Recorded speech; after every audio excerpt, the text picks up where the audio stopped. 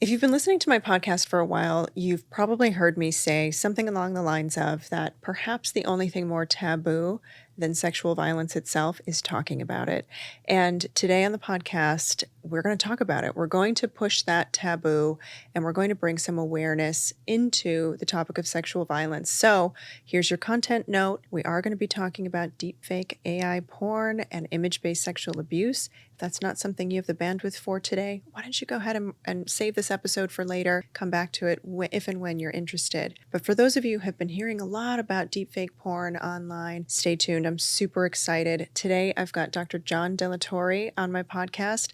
Dr. John and I have worked together in the past. We used to co-host a podcast together called Without Consent. Yes. Dr. John is an incredible expert in the world of forensic psychology and specifically around sex crimes. So welcome. Yes. Thank you. Thank you for having me, Dr. Kate. Yeah, I'm so excited. I'm excited too. It's going to be great. It's time to get naked with Dr. Kate. I'm your host, Dr. Kate Balistreri, a Beverly Hills-based psychologist, certified sex therapist, and the founder of Modern Intimacy, a national therapy group. So let's dive into all things sex, relationships, mental health, and answer your questions with practical solutions and real answers. Each week, I'll share insights to help you build a healthy relationship with yourself, with other people, and with your sexuality. It's time to start thriving authentically. So let's get naked. And if you like this podcast, hit the download button so you never miss an episode. And don't forget to leave 5 stars and a review. So you and I, when we were talking about this episode, we really thought, like, what is going on in our world right now that people have the most questions about? And wouldn't you know, the media brought forward the case that Taylor Swift has been enduring, where people have been, I don't even know the details of the specific case. I don't know if it was one person or multiple people, but somebody created AI-generated images of an erotic nature of Taylor Swift that are not her actual person. And they were pretty aggressive from what I understand. And they've been proliferated all over the media. And I believe she's had some of them taken down, but who knows how far of a reach they've had. Yeah. So let's talk about first image-based sexual violence. Like, why is this so damaging? I think it's important for everybody to understand that this is not the first, right? No. She's not the first No, case she's not. of this kind of abuse. I think from my perspective is that not only is it a violation, right? That's it. When we think of sex crimes, we always think about the violation, but it's an added curious embarrassment to it as well. That when we typically think of these kinds of issues, we normally think of like the revenge porn, right? But with the proliferation of image editing software and AI, we've been able to create these images or superimpose images on videos or other forms of media where we take the image of one individual's face and superimplant it on someone else. So it's not even you. Nothing about this is you, and it's totally dehumanizing. It would be dehumanizing just on its surface if it was you. Just legitimately you. Yeah. And this is an invasion with which you have no real control over. I mean, people are just taking, either stock footage or they're taking these images that they find online and superimposing it on something else. You have no idea who's doing it, when they're doing it, or how they're distributing it. It's a menace that has no real start or finish. It just kind of appears. Yeah. And it is really, it's difficult to trace, if not impossible in some cases. And I think what you said is super important. It is an added layer of dehumanization because it's not even an accurate portrayal of who you are or what you have been doing in your life, which would be demoralizing and dehumanizing in and of itself. But it is this specific brand of control, saying, I control your image. I'm controlling the narrative of telling the world about your sexuality in some way, which oftentimes is not even close to the truth in terms of how a person has comported themselves sexually in the world. So it's an act of degradation and humiliation that's designed to dominate. It's designed to control, to humiliate, and to send a message of like, you have no agency over this part of your life. And that's really terrifying. There's also an element of artistic stealing. I Yeah. mean, it's taking the image or the video of another performer Yeah. and removing that performer's face. So not only do we see a dehumanized version of the victim in the case, but we're also marginalizing and dehumanizing further the actor that was already in the scene or in the image. I mean, we could say that there are two victims in that case, right? Because it's not just the person whose facial image is there, but also the person whose body is there without consent. And sometimes there are real images and videos that are used, but sometimes they're AI generated and they're not real at all. Yeah, and I think more recently, AI has gotten to a point where it can come across as being more real, more authentically sort of present than it had been previously. Yeah. And I think that's part of like the a secondary trauma that's going on, because when before it would still look cartoony, and maybe you as the victim would be able to identify it as being such a cartoony image that it doesn't impair you as much. Right. But that already takes a level of sophistication that trauma doesn't necessarily, correspond to. But there are some images out there, not just deepfakes, but there are some images out there that have totally convinced people that something has happened and it hasn't. That's how real it is now, that your brain can't distinguish it. And if you, as the viewer, can't distinguish the reality of what you're seeing, how's a victim? Right. Right. Well, and there are also the repercussions of that, right? And I imagine this is true for any victim, and especially for someone who is so public. When people have seen this image of you, even if it's not a real image of you, how does it change the way they view you? And how does it change the way they understand who you are? They can't unsee it. And so now every time they see the victim or see that person out in the world, they may see this humiliation of them replayed in their mind over and over again, even if they don't want to. There are some individuals who are looking at these images and want to see someone like Taylor Swift or anybody. A lot of this, I think, happens in high school and college, right? With victims whose names that we don't know all of the time. And if you're one of the individuals who has contributed to this abuse and looked at these and found them sexually gratifying, every time you come across that individual, it's going to spark that image. But as the victim in the image, how do you now know who has seen this image and not? How do you now know? I mean, it's one thing to know that people are sexually objectifying you. It's another thing to know that there's an image that's not yours, that's out there, that millions of people have seen. And which one of these so-called fans are you interacting with? Are using that image and being gratified by that image and interacting with you while having that image in their head? Yeah. I think a lot about young people in high school, college who have had this happen to them, and the way that it shapes how they approach dating, right? It's one thing if, and this is horrible, but it's one thing if an actual video of a sexual experience is released. But to have a deep fake released about you, it gives people an understanding, or at least what they believe to be an understanding of who you are sexually. And I've worked with a few victims now who have had this happen to them, and they've said, I've had these deep fakes released, and then people will come up to me, they'll ask me on dates because they think I'm willing to do that thing that they've seen in the video. And I haven't even heard of that, or I have no interest in doing that, or that's not something that is part of my erotic orientation. And so it puts them in this position where they're being perceived in such a way that's so incongruent with who they are. So not only do they have to contend with the fact that someone has seen these images and that's humiliating and hard and all the things that it is, but then they have to try and justify that that's not actually sexually anything they want to do. But a lot of folks who have seen those images will be like, but it looked like you were enjoying it, and you could enjoy it because I saw you enjoying it on the video, right? There's a real dissonance for people who don't understand the gravity of these deepfake images and the impact and the incoherence that they can put in front of a victim.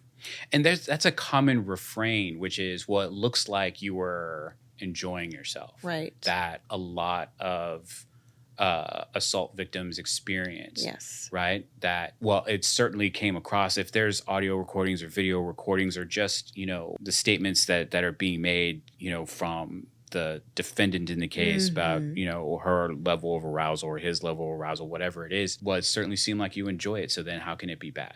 Right. And you can't then go back and say, well, I was raped, right? Because this is an image, but it's not an image of you. So just like philosophically, how do you confront something that's not yours? Mm-hmm. And as the victim, how do you philosophically confront something that's not yours, that is not yours, but people assume to be yours? Mm-hmm. And I imagine it's such a higher order level of thinking about how can I get past, how can I move forward, how can I move in any direction from this trauma? Yeah. Well, it's a psychological rape, right? It's a digital rape. And so in that instance, I want to really validate for anyone who has had this happen to them, that trauma is real. Yes. Trauma can happen no matter if you have any contact to your physical person. And that's part of why these crimes are so insidious. And the perpetrators of these crimes will use that as a way to distance themselves from any wrongdoing. Well, that person was never touched in real life, so it didn't really happen, therefore it's not really a crime. But that's bullshit, right? The intention is to victimize them. The intention is to sexually assault them. They're doing it through a non-contact mean, but the effect is still very real. And people have been researching the effects of image-based sexual abuse, whether it's an actual video or a deepfake image, and the impact to the victim is the same as a contact-based sexual assault in real life. So they can have all kinds of startle responses in the body, PTSD responses. They can have a lot of avoidance responses around people and sexuality. Like, it is as if it happened in real life. So I think we need to really challenge this idea that it's not real and therefore it shouldn't be impactful, because it is. Because the intention is to violate the idea of who someone is. When I think about the phrase, because it's not real, I don't know what that means. Right. Like, even if the image isn't sort of authentic, like authentically that person, it's still real. It's a real image. It's a real image that exists out there. And you really did this. You really had a level of harm that you wanted to engage in.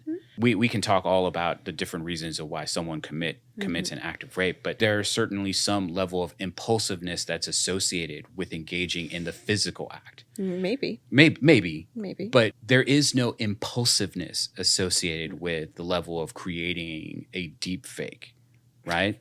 Like, it requires time. It requires patience. Now, again, we have AI tools that have shortened the duration of the time required, but you still need to think. And if you have time to think, then you have time to plan. If you've planned this, then that's what's real. You planned it. You wanted to do this. Yeah. You created an idea in your mind about how it would go down, right? Essentially, you're screenwriting, and then you're making the video. So, I mean, it is intentional, and maybe the idea occurs impulsively, but carrying it forward does require a lot of intention and commitment. I think a lot of people are going to think about, well, why would someone want to do this? Yeah. Like, what compels someone to engage in this thing? And yes, it's about power and control. And yes, it's about all these things about making sure that we tear down, particularly if it's a celebrity. We want to tear them down. We don't like that they were going to football games or something like that. Engendering more intention than, yes. I mean, maybe if she was one of the cheerleaders, it would have been fine. I mean, really what it is, like, I'm just going to speak to this for a second. I'm sorry to interrupt you, but there's a brilliant article out there documenting the research on the sexual harassment of uppity women, right? So any woman who dares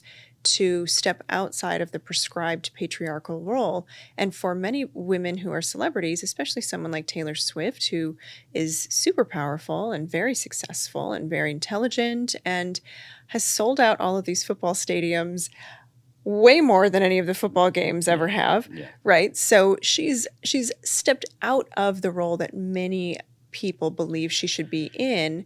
So, and I don't agree with that, by the way, but for somebody who believes women should be small and men should have more stage presence and more focus, they see someone like Taylor Swift as a threat to their entire ideology.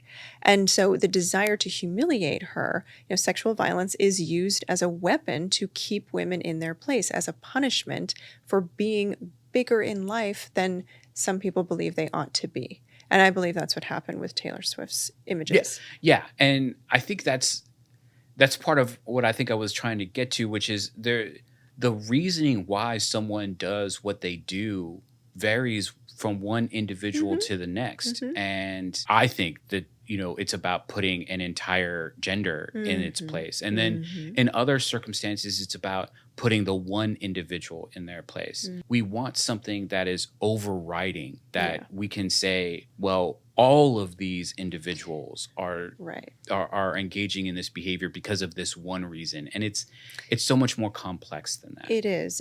And to your point, let's talk a little bit about that. So some people engage in these kinds of sex crimes because of rejection, right? Yeah. And they're saying, how dare you reject me? Yeah. Which is also an instance of being uppity, right? How dare you have the power to say no to me? You're stepping outside of your role.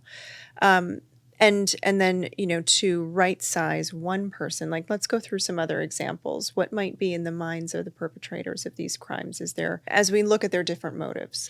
When I think about this, it becomes very complex when you try to, and again, as a psychologist, we're often faced with this, well, you're just trying to make an excuse for someone.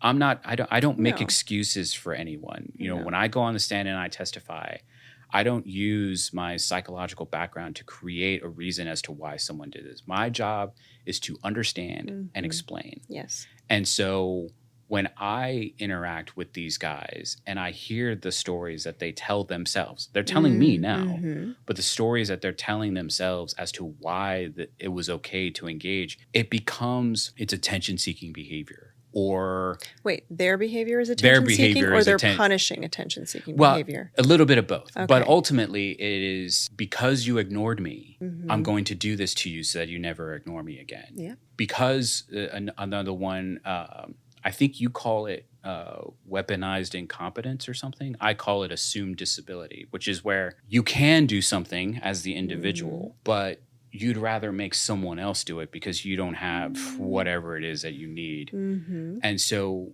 when you use assumed disability, you're more coercive and manipulative, right? You could step out and you could interact with someone on a regular basis, on a natural basis, but you don't want to put in the effort.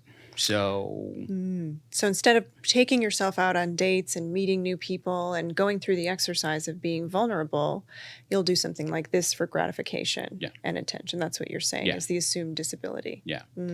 Power control. Power and control is a common one that everyone uses. So I don't know that we need to go back through it. And then another one is revenge. Yeah. I know people think, well, you harmed me, so I'm going to harm you. And that's kind of just the Oxford English Dictionary of it. But revenge from a human perspective, you might not ever know that you harmed someone. And then they decide that because you didn't recognize that you harmed me, or because you're, in their mind, you're making a big joke about how you harmed me, so now I've got to harm. Revenge is something that only the individual who has been hurt really recognizes, and the other person, whether they did or didn't do anything, may not ever know. Yeah. And I think revenge ends up being one of the more common ones that I hear with individuals who may be more on the lines of a sexually violent person. Yeah. Yeah. Well, it speaks to their need to somehow disavow shame and disavow helplessness, right? And revenge often gives people this energy, this galvanized sense of activity to self-advocate, right? I don't want to feel like I'm the bad guy or like I've been aggrieved. That comes with a lot of shame. So I'm going to do something to you and sort of put that back in your lap. And it's interesting. There's been some studies recently on why some men are aggressive when they are rejected. And it has a lot to do with like that sense of revenge, but it's also about like they call it restoring a sense of male honor. And there are a lot of men who align with this idea that like male honor needs to be protected. And with that comes this expectation of male power, male privilege, male authority. So when in this instance a woman rejects them, it's not only a rejection of them, but a rejection of sort of this collective idea of masculinity or male honor. And so the aggression is in direct proportion to just how threatened they feel masculinity as like a concept is in those instances. So when we're talking about revenge, I think, it's important to look at the interpersonal experience, but also how does each perpetrator sort of position themselves in any specific group and attempt to defend the honor of that group and get rid of any shame that they may perceive landing on that group. Yeah, and I think sometimes there are some individuals who purposefully put themselves in that position. Yeah. Right? That there are some individuals who, they walk through life and they for whatever reason believe that they can't ever be rejected. Mm-hmm. And then there are some individuals who look for those opportunities where they know that they're going to be rejected, air quotes, they know they're going to be rejected, whether it has or it hasn't happened. They just automatically assume that rejection is going to happen. And they don't even need to interact with people anymore, right? I imagine the individuals in the research that you're talking about are describing instances in which that rejection has actually legitimately taken place. Mm-hmm. But there are some individuals who walk through life knowing, right, again, knowing in air quotes, knowing that they're going to be rejected. So they will be the ones that instigate the violence first. Mm-hmm. Preemptively engaging in this kind of thing. And I think in some circles, this is probably where we get these kinds of revenge porn, AI deepfakes, these kinds of things, where before it would require you interacting with a person in order to get the imagery that you need, that when the rejection happens, you have on standby that you can just release in the whole school's, text thread. Right. You don't need that anymore. So you can live your life. And I think there are definitely individuals out there who are trying to monetize on your fear. All emotions are normal human emotions, all of them. But fear is one of those ones that if someone can grab you when you're afraid and make you angry, you'll do something about it, right? That's why a lot of these mudslinging types of political ads and a lot of these sort of manosphere bro type individuals, they'll make you afraid first of whatever topic they're discussing. Right. They'll make you afraid, but that fear by itself isn't helpful. You can't do anything with it. But if you give an individual who is afraid an outlet, you condition them to use that fear and do that behavior, they will automatically transition it to anger. For whatever reason, again, quote unquote, for whatever reason, men think it's okay to just live life angry. Well, they're conditioned to be, they're conditioned to channel all of their emotions into anger, right? That's one of the only emotions that men are, quote unquote, allowed to experience in this court of masculinity. But I think a lot of men don't realize just how manipulated they are by that same doctrine, by that same conditioning, keeping men angry, keeping them, sort of in this state of being 1 millisecond ready to pull a trigger, metaphorically or literally. Like it keeps men in this state of being dehumanized in their own skin, their own experiences, disconnected from other people, disconnected from a sense of safety and like whole self safety, right? And it keeps them in this state of having to be like regulating their nervous system and modulating between I'm being told I should be afraid of this thing. Now I have to do something about it because I can't possibly be helpless, right? So they really do have to sit in a lot of this discomfort and just be ready to fight all the time to defend. Defend what? I don't know. Right? I don't know what I don't know. And I think there are some people who go out there and are, well, not me. You can't fool me, right? You can't make me, you can't say whatever and just make me angry. You can't. Yes, I can.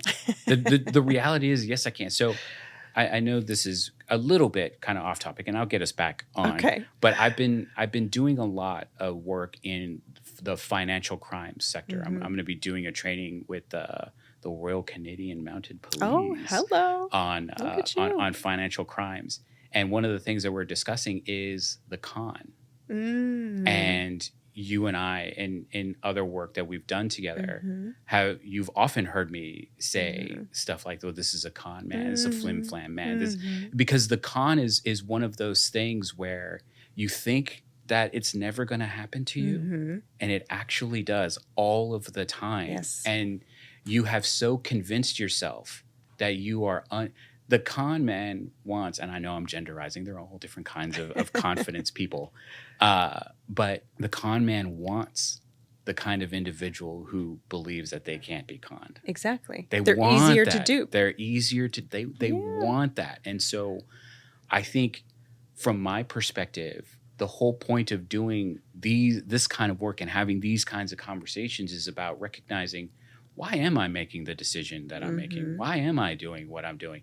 That's something that you should just be doing as a human being. But I think too often we just kind of glide through life, not really considering why we're doing. If you're influenced by someone, that's fine. You can be influenced by someone, but recognize and acknowledge that you're being influenced by someone and take ownership of that. Which is really difficult to do if those people that you're being influenced by are stoking fear all the time. Because when we're in that constant state of nervous system dysregulation, that sort of low grade upset, low grade hypervigilance, low grade looking for what's going to happen next, we don't really have the bandwidth to be in our most functional prefrontal cortex selves, right? We're still in this very early survival part of our brain, and that doesn't give a lot of room for this kind of higher self-conceptualization.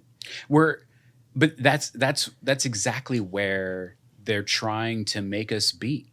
I know. And we're back to this idea, which is there are some people who are going to reject you. That's true. Yeah. And so when the confidence person gives you just enough information so that when you look at the world around you, you see what they say. But the truth is that there's billions of people, right? Not every single one of them is going to reject you. Not every single one of them is a criminal. Whatever it is that they're trying to convince you to be, or convince you is out there.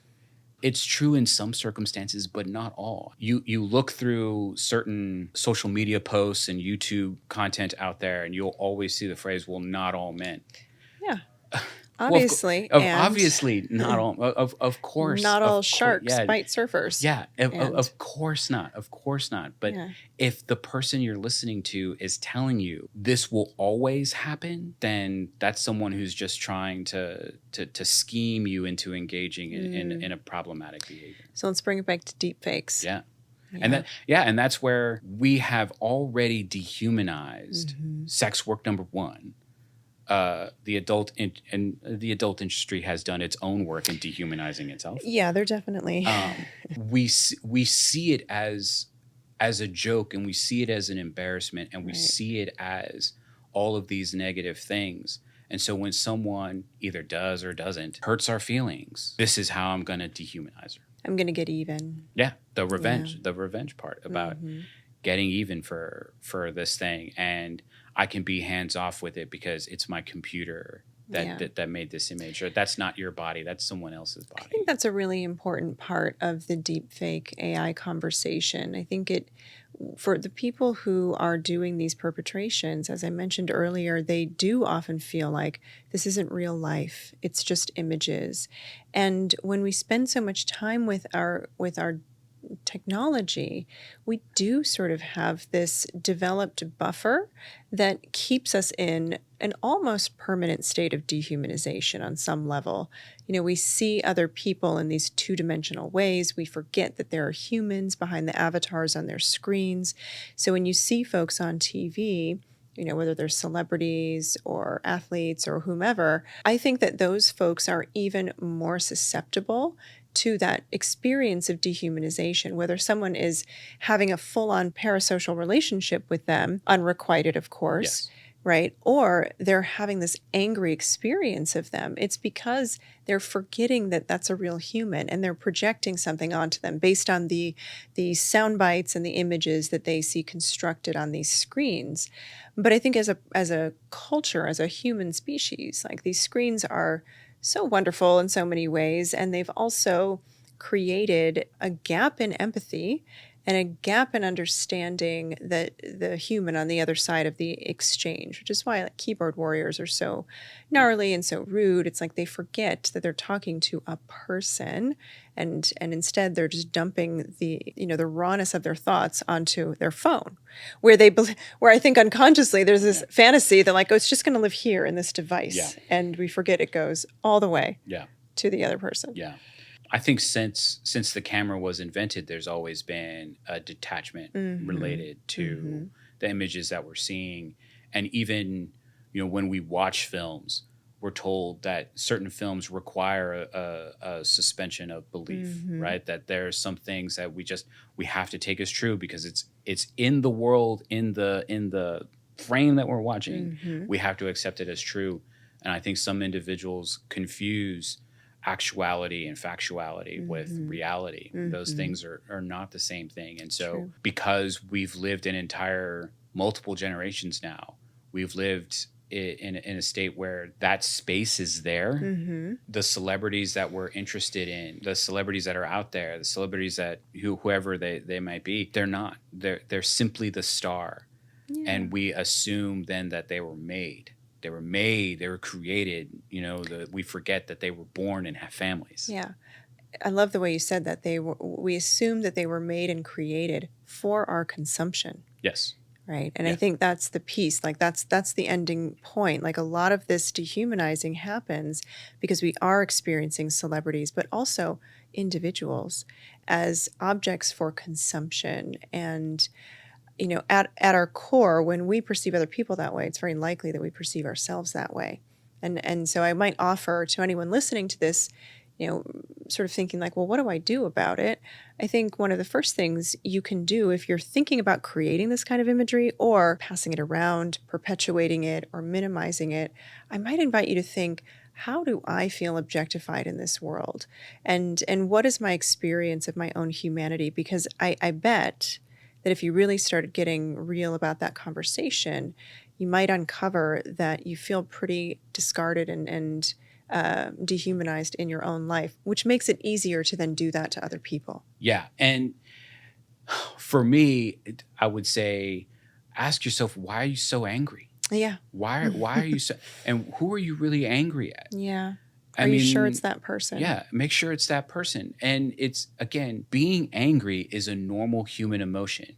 What you do with it, that's what matters to me. Yeah. What you engage in as a result of whatever emotion you're experiencing, that's what matters to me. I'm always going to normalize whatever feeling that you're having, whether I'm having it or not. I mean, if you're having a feeling and we're labeling them correctly, which I think is another problem. That's a whole other, and we're labeling them correctly, ask yourself, why are you feeling this way? Yeah. And I think that will tell you more. And listen, really listen. Whose voice is in your head when you ask yourself, why am I so angry? Is it my own voice or is it someone else's voice? And then think about, well, if I'm so angry that I'm willing to engage in this behavior, am I willing to accept someone else engaging in this behavior against me or someone that's important to me? Well, that's a little bit of a dangerous thought exercise, because I think a lot of those folks are really defended and they would say, well, of course, because it's not real.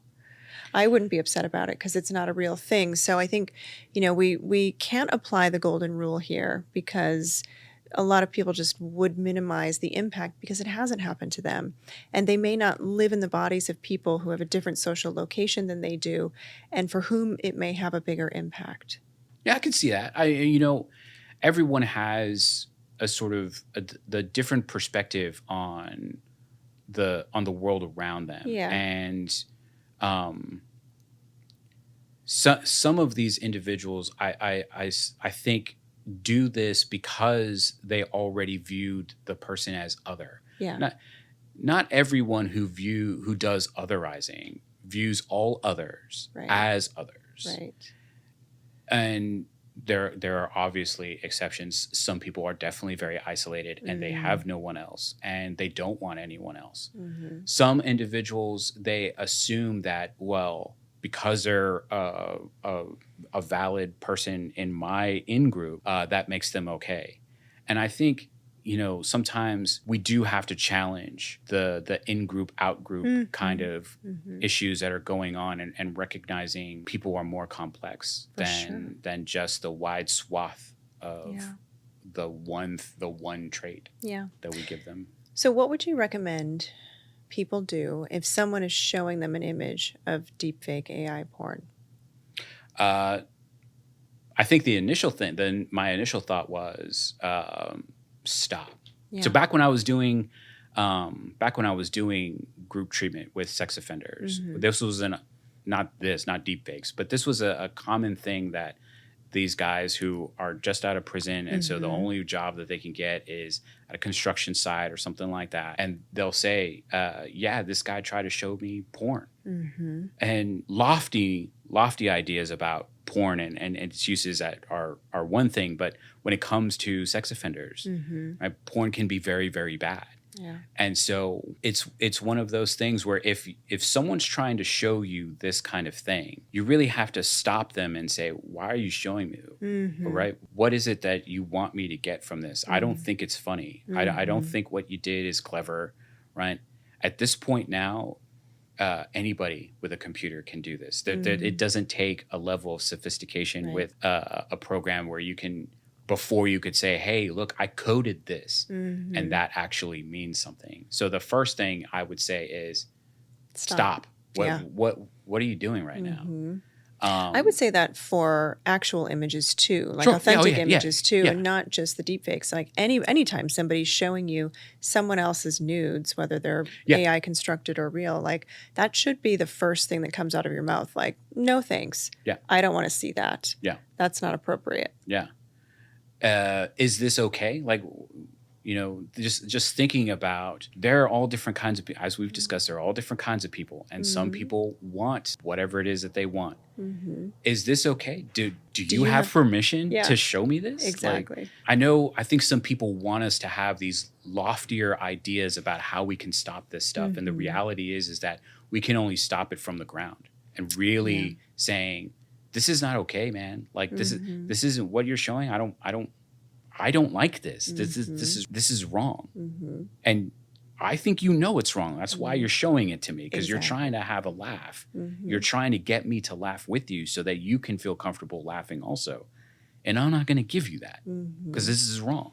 So I think in some ways it's a real ground floor, street level kind of stuff that we need to. Well, it definitely requires us to be more direct with the people in our circles, right? Because it's very unlikely that a stranger on the street is going to come up to you and be like, hey, look at this. No, it's going to be your coworker or your friend or your sibling or your neighbor or someone who's like, hey, I want to show you something. Look at what I have.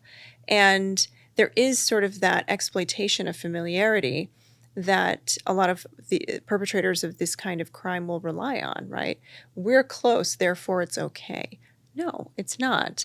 And there's an exploitation of the connection that you have there to assume that you should somehow be okay with this, and to your point, so that they can feel okay about it. Yeah. Right? This is not a bonding strategy, but I know a lot of people will try to use it as a bonding strategy. And those individuals that are willing to do those kinds of things have tested the waters in other ways as well, where they'll make crude jokes about coworkers or, peers or something like that. They've come to you to test the water, to see if, you're willing to see the world in which they see it. And, someone making a joke about someone's sexuality or sexual proclivities or whatever, it's still wrong.